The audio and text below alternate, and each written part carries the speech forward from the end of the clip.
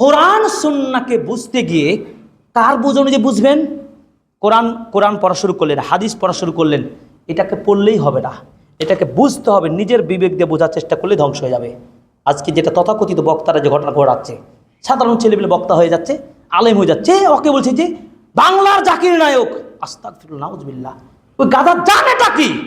আমি খুব দীপ্ত কণ্ঠে সত্য কথা আপনাদেরকে হুঁশিয়ার করে বলছি, নরে ভার এই সমস্ত ছেলেদের থেকে সাবধান। আপনারা অর্গানাইজার কমিটি যারা রয়েছেন, দায়িত্বশীল রয়েছেন, সাবধান করে দিচ্ছি আপনাদেরকে।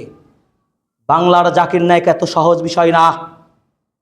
2 হরফ পড়াশোনা জানে না, 2-1-4টা আয়াত রেফারেন্স মুখস্থি করে দিয়ে মনে করছে বাংলার জাকির নায়ক হয়ে গেল। আমি ওই দিনী ভাইদেরকে আমি ধিক্কার জানাই, সাবধান। ইমাম আহমদ বিন হাম্বলকে তুমি চেনো? ইমাম আহমদ বিন হাম্বলকে তুমি চেনো? ইমাম আহমদ বিন হাম্বল তিনি দেখে দেখে কথা বলতেন। উনি জানে আলহামদুলিল্লাহ রাব্বিল আলামিন ফাতিহার আয়াত মুখস্থ নাই, তারপরে বলতেন আলহামদুলিল্লাহ রাব্বিল আলামিন। দিস ইজ সালাফ। মুখের জোরে মুখস্থ বলে দিতে পারলে আয়াতগুলো কি আলেমদের মুখস্থ থাকে না? থাকে। এটা ইজি। আপনার মতো একটা সাধারণ যুবক যদি মুখস্থ করতে পারে, আমার মতো আলেম, অন্যের মতো আলেম মুখস্থ করতে পারবে না? সম্ভব। একজন হাফেজ তিনি কোরআনের পুরো হাফেজ হেফজ করতে পারলে 2-10টা আয়াত মুখস্থ করা সম্ভব নয়? রেকর্ড মুখস্থ করা সম্ভব না? আজকে আপনি দেখবেন এদেশের সালাফ যারা বিদ্যান আলেম, তাদেরও দেখবেন যারা খুব রক্ত গরম বক্তব্য দিয়ে দেখবেন খুব মুখস্থ হাদিস বলে দিল, আয়াত বলে দিল, কত যে ভুল। ওই বিচক্ষণ আলেমের কাছে যান, লাখ লক্ষ কোটি আয়াত হাদিস ভুল পাবেন। রেফারেন্স তো বলার কথাই না, নাম কষ্ট হাদিস, বুখারী এতটা হাদিস, মুসলিম এতটা হাদিস। আপনি কি জানেন সাধারণ মানুষটা কয়জন কেতাবাদি নিয়ে বসে আছেন? কথাটা বোঝার চেষ্টা করেন। আমি কথা খুব প্রসঙ্গত কথাটা বলছি যে যুব সমাজ ধ্বংসের কারণটা কি? যে কোরআন হাদিস নিলাম বটে, কোরআন হাদিসকে বুঝতে হবে সালাফদের বুঝে মতো করে। পূর্ববর্তী সালাফগুন যেভাবে বোঝার চেষ্টা করেছেন কোরআন হাদিস সেভাবে স্টাডি করতে হবে। নিজের মতো ব্যাখ্যা করলে হবে না। একটা সত্য কথা বলি, প্রত্যেকটা বক্তব্য রেকর্ড হচ্ছে।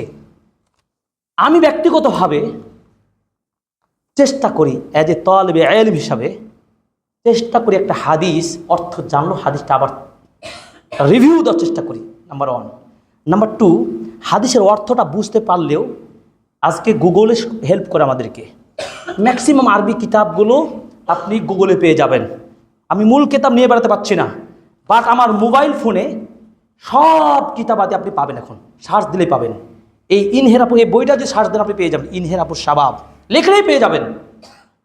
আমি করি কি, আমরা যারা আলেম যতটুকু আমাদের জ্ঞান গরিমা রয়েছে, ওই হাদিসটাকে সার্চ দিয়ে মূল কিতাবটাকে ব্যাখ্যাকার, যাকে শারাহ কিতাব বলে, ব্যাখ্যা গ্রন্থ, মনে করেন বুখারীর ব্যাখ্যা গ্রন্থ কি ফাতহুল বারী, ইমাম ইবনে হাজার আসকালানী রাহিমাহুল্লাহর সংকলিত কিতাব ফাতহুল বারী। ফাতহুল বারীতে হাদিসটার ব্যাখ্যা কি বলেছেন, ওনার ব্যাখ্যাটা পড়ে বুঝে এরপর আপনার সামনে প্রেজেন্ট করার চেষ্টা করি। আদারওয়াইজ নো, অসম্ভব। চেষ্টা করি, এটা আমাদের সালাফদের নীতি। মদিনা বিশ্ববিদ্যালয়ে পড়াশোনা, হাদিস বিভাগে পড়াশোনা করছি, আমার কষ্টটা ওই জায়গাতে। আলেমদেরকে চিনেন না আপনারা, চিনতেও পারেন না কেন? আরে রুখো মোচর কথা শুনে ভাজা খাওয়া, ভাজা খেলে তো সমস্যা। জানতো একটা ডাক্তারকে জানতো, কোনো ডাক্তার সাজেস্ট করে কিনা রাস্তার ওই ভাজা পোড়া চীনা বাদাম খাবেন কিনা, খান, খেতে বলবে। সাবধান, আপনার আলেমদের ভালোবাসুন, কেতাব বুঝে, আরবি বুঝে, টেক্সট বুঝে, শারাহ নিয়ে আসতে পারে, বুঝে কথা বলতে পারে, চিন্তা করুন। অতএব কোরআন হাদিস আমার যুব সমাজকে দিবেন, সালাফদের বুঝ অনুযায়ী কথা বলতে হবে। এই সালাফদের বুঝ না থাকার কারণে যত ফিতনা। দেখুন রাসূলের হাদিস 1450 বছর পরে তিনি বলছেন, দেখুন ফিতনাটা হবে কিভাবে। فإنه من يعيش منكم فسيرى اختلافا كثيرا। আমার মৃত্যুর পরে যারা জীবন যাপন করবে, যারা সমাজে বেঁচে থাকবে, তারা দেখতে পাবে ইখতিলাফান কাসীরা, শুধু ফিতনা। অমুক হুজুর বলে একরকম, পাবনার হুজুর একরকম, রাজশাহীর হুজুর বলে একরকম, ঢাকার হুজুর একরকম, অমুক পীরের হুজুর একরকম। একই ধর্ম, ব্যাপারটা কি হচ্ছে না? ব্যাপারটা কি আল্লাহ রাসূল বলে দিয়েছেন, এটা হবে, ভবিষ্যৎবাণী। এই সময় করবেন যা কি, খুব ভেরি ইম্পর্টেন্ট কথা। আল্লাহ রাসূল কিন্তু সাজেশনও দিয়ে ফেলেছেন, এটা ঘটবেই এবং ঘটছে। কিন্তু একই মাসলা আমি ডক্টর জয়নুল আবেদিন বলছি, মদিনা থেকে পড়েছে একরকম, আর এক আপনার কথায় নাকি জাকির নাইক বাংলা জাগে, তাকে আরেক রকম। সাবধান। রাসূল বলছেন এমন মুহূর্তে যখন দেখবেন যে ফিতনা ছড়িয়ে আছে, মাসলা বিভ্রান্তি, এই অমুক একটা, এই একটা, ওই একটা ইত্যাদি ছড়িয়ে যখন বলছে, সমান রাসূল বলছেন আলাইকুম বিসুন্নতি ওয়া সুন্নাতাল খুলাফার রাশিদিন আল মাহদিয়িন। এর চেয়ে আর কোনো সলিউশন থাকতে পৃথিবীর বুকে পারে না। সরাসরি হাদিসটাকে গ্রহণ করো, রাসূল কি করেছেন এ ব্যাপারে, এবং এর বাস্তবতার রূপরেখা তিনি বললেন। আমার খোলাফায়ে রাশিদুন কিভাবে এটা সমন্বয় ঘটিয়েছেন। আল্লাহর নবীর মৃত্যু হলো, রাসূলের মৃত্যুর পরে খলিফার দায়িত্ব নিলেন আবু বকর রাদিয়াল্লাহু তাআলা আনহু। আবু বকর রাদিয়াল্লাহু তাআলা আনহু, তারপর উমর রাদিয়াল্লাহু তাআলা, উসমান রাদিয়াল্লাহু তাআলা আনহু, আলী রাদিয়াল্লাহু তাআলা আনহু, এবার মুসলিমদের শাসন ব্যবস্থা আসলেন। তারা কি রাসূলদের, তাদের সময় কি সমস্যার উদ্ঘাটন হয়নি? তাদের রাষ্ট্র সমাজ পরিচালনা করতে কি বিপদ ফেতনা আসে নাই? এসেছে। তারা সমাধান নিয়েছে কি, কোথায়? রাসূলের সুন্নাহ, ব্যাক টু সুন্নাহ। দেখুন একটা প্রমাণ দিচ্ছি, খুতবা আসলে লম্বা কথা বলা যাচ্ছে না। আল্লাহ রাসূলের মৃত্যু হলে এই কথাটা সাহাবীরা মেনে নিতেই পারছে না। আল্লাহ রাসূলের যে মৃত্যু হলো, এই মৃত্যুর সংবাদটা উমর রাদিয়াল্লাহু তাআলা মানতেই পারছেন না। না, রাসূলের মৃত্যু হতে পারে, কিন্তু সূরা আলে ইমরানের আয়াতটা নাই। আশ্চর্য, উমর রাদিয়াল্লাহু কি কোরআন হাফেজ না? তিনি কোরআন আয়াতটা শোনেন নাই? অন্যান্য সাহাবীরা শোনেন নাই? মুআয বিন জাবাল রাদিয়াল্লাহু তাআলা শোনেন নাই? রাসূলের মৃত্যু হতে পারে না। কতটা তারা রাসূলকে ভালোবাসতেন। ওমর রাদিয়াল্লাহু তাআলা আনহু ক্ষিপ্ত, নো, রাসূলের মৃত্যু সংবাদ মানতে পারি না। আবু বকর রাদিয়াল্লাহু তাআলা আনহু কোরআনের আয়াতটা পড়ে বললেন, মুহাম্মদ তোমাদেরই মতন একজন মানুষ কদ মাতা, তিনি মৃত্যুবরণ করেছেন। কোরআনের আয়াত। এখান থেকে অনেক শিক্ষা রয়েছে। সিনিয়র পার্সনের কথা মানতে হবে। ফিতনার সময় একটা মূলনীতি হলো সিনিয়র আলেমদের কথা শুনতে হবে।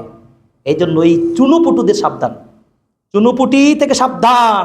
দেশের প্রাজ্ঞ আলেমরা কি বলছেন এটার উপর সমাধান এই হাদিস থেকে, এই ঘটনা থেকে শিক্ষা নিতে হবে। আবু বকর রাদিয়াল্লাহু তাআলা আনহু যখন বললেন, সব সাহাবীরা ঠান্ডা হয়ে গেল। কোথায় থেকে নিলেন? কোরআন ও সুন্নাহ থেকে দলিল নিলেন। ফিতনার সময় আপনাকে নিতে হবে কোন মাযহাব, বড় কথা নয়। এখানে কোনো মাযহাবের কথা বলেননি। আল্লাহ রাসূল বললেন না তুমি আইম্মাদের যুগের পর যুগ ইমামদেরকে নিয়ে শুরু করো। শুরুটা কাকে আগে? ফিতনা দেখবে বটে, তখন তদন্ত করো কোরআন আমার সুন্নাহ। রাসূলের সুন্নাহ মানে পুরো ইসলামটাকে সুন্নাহ। এরপর আমার সাহাবীরা কি সমাধানটা দিয়েছেন সে অনুযায়ী করবে। এই পুলিশ প্রথা বলেন, এই বাইতুল মাল অর্থ ব্যবস্থাপনা, এই রাষ্ট্র সমাজ গ্রাম্য প্রথা, এই সব কিছু উমর রাদিয়াল্লাহু তাআলা তার শাসনামলে প্রতিষ্ঠা করেছেন। জানেন, তিনি তো সেই সময় কৃষিকাজ থেকে শুরু করেনি, রাষ্ট্র অর্থনীতি ব্যবস্থা বলেন, এবং বিভিন্ন এলাকায় এলাকায় সরকার প্রধানের পরে বিভিন্ন প্রশাসক নিয়োগ করা, এটা উমর রাদিয়াল্লাহু তাআলা করেছিলেন। এখন আছে না প্রত্যেক জেলায়, 64 জেলাতে জেলা প্রধান আছেন না, ডিসি আছেন না? এগুলো কোথায় থেকে আসছে? রূপরেখা তো আমাদের সালাফ থেকে নিয়েছেন, তো সাহাবী তাবি এদের থেকে আমাদের শিক্ষা নিতে হবে। তা আজকে যুব সমাজের ভ্রান্তির মূল কারণ কি?